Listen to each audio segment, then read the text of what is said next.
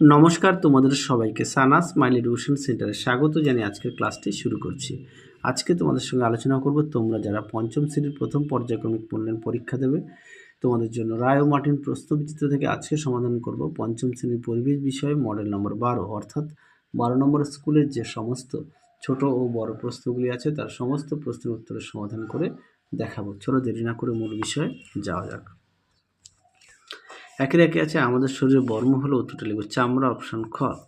দিয়ে দেখো মানবদেহের সবচেয়ে দীর্ঘতম অস্থিটির নাম, উত্তরটা লিখবে ফিমার, অপশন খ।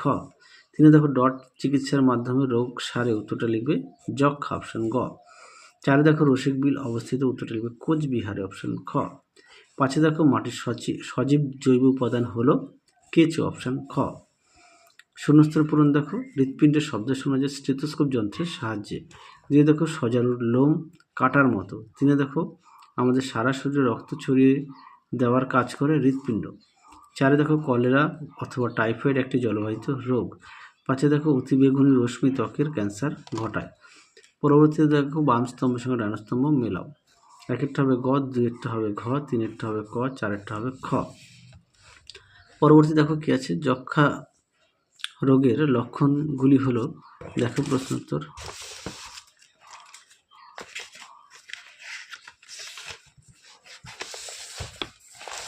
খুব গুরুত্বপূর্ণ প্রশ্ন, এই প্রশ্নটা অনেক মডেল সেটে দেওয়া আছে, দেখে নিও, তোমরা অবশ্যই ভালো করে পড়বে।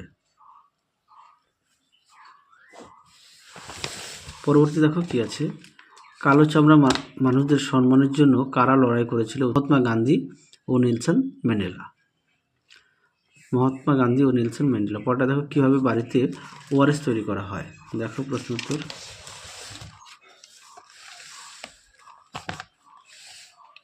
দেখে নাও, এখান থেকে এই পর্যন্ত লিখবে।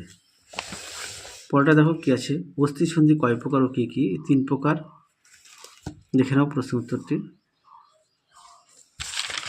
তাহলে চলো আজকের মতো এখানেই সমাপ্ত করছি, আবার দেখা হবে খুব শীঘ্রই তোমাদের পরবর্তী ভিডিওতে।